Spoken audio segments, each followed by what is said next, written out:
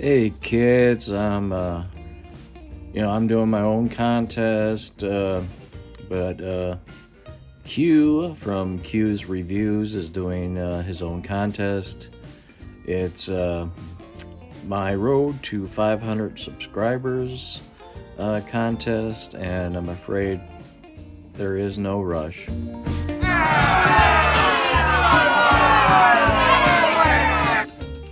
Well, anyway, he has some questions that I must answer. Let's just dive right into it. What is your favorite kill from Friday the 13th Part 2, and why? I always have that queasy feeling about the word kill in this. It's a murder. I know, more syllables, but I would have to. I've seen this movie so many times, and I don't know too many of the character names. I'm bad with character names with a lot of movies, but it's the guy in the wheelchair. That's usually a lot of favorites. The reason why is they set up a situation where, he might be getting lucky with a girl, but they're both. It just seems like it might be the beginning of a relationship, and life gets interrupted by tragedy a lot, and that's basically what this is. Probably the perfect example, more so than a lot of these type of movies would offer, and it's my favorite Friday the 13th. By the way, I'm not brushing it off, but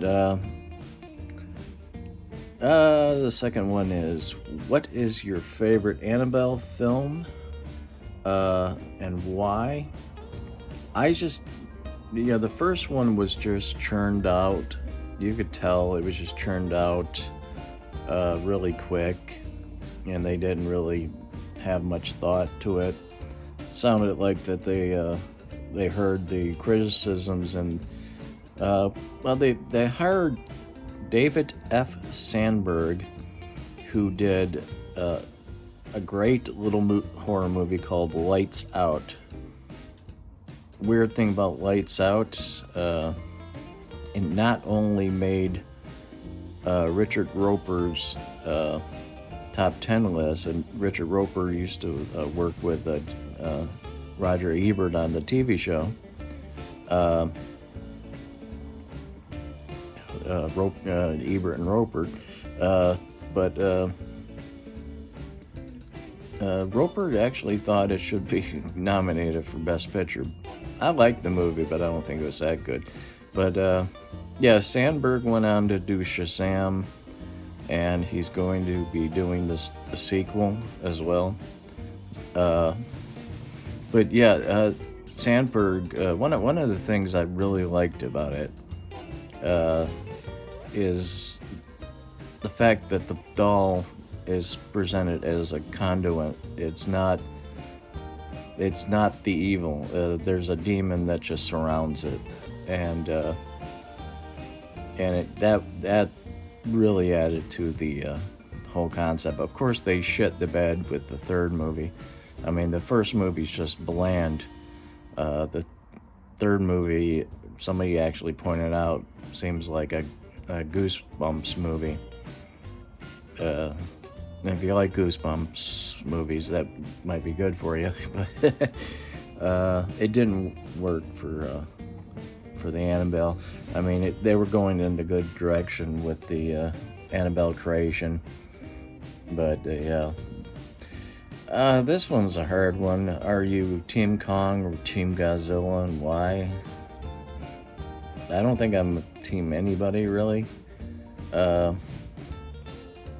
Though the way they present Kong in these last two movies, he's a very likable character, and Godzilla just seems angry.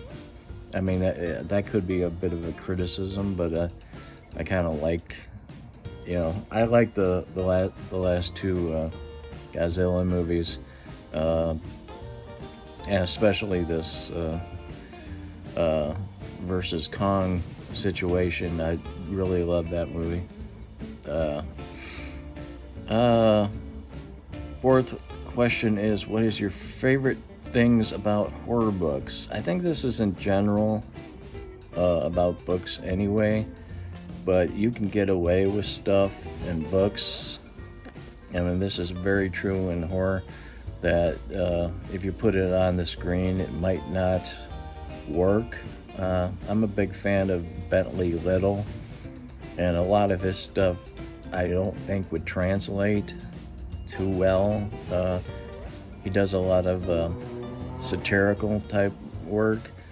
A good example is a short story I'm a fan of called Washingtonians. It works really well on the page. It was adapted for Masters of Horror, and I don't think it really works. It seems a little over ridiculous. Another example, which is not horror, but it's the only thing I can think of, right now, is the book Hotel New Hampshire by John Irving. There's a character in a brothel. She's overweight. She has,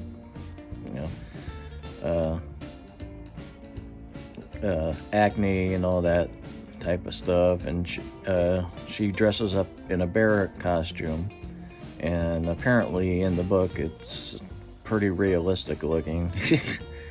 And if a customer gets like violent with one of the ladies, she would burst in the bear costume.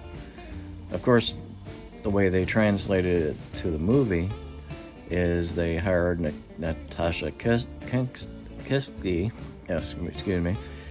and who is not overweight, and they didn't bother giving her acne. And of course, the bear costume looks about as realistic as you would think. And it's just what you can pull off in a book, and yes, I think it's especially true with horror. It won't translate to film too well. At least there would be people that felt that way.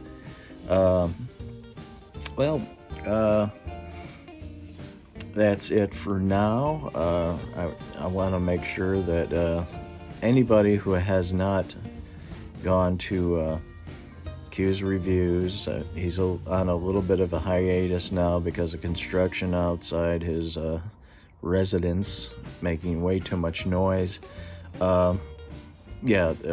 Check his stuff out. He does have great content. He started a thing called Monster Mondays, and he wanted more than him doing it. So I'm doing Monster Mondays, which is featuring monster topics on Mondays, dropping videos and such. I didn't do one this week, but I'll pick it up next week. And he's, like I said, on a hiatus. And of course, check out Monster Mondays and see if you would like to contribute. We would love to have some more. Okay, until next time, this is Charles D. Cochran saying stay safe and always have a good time. Bye now.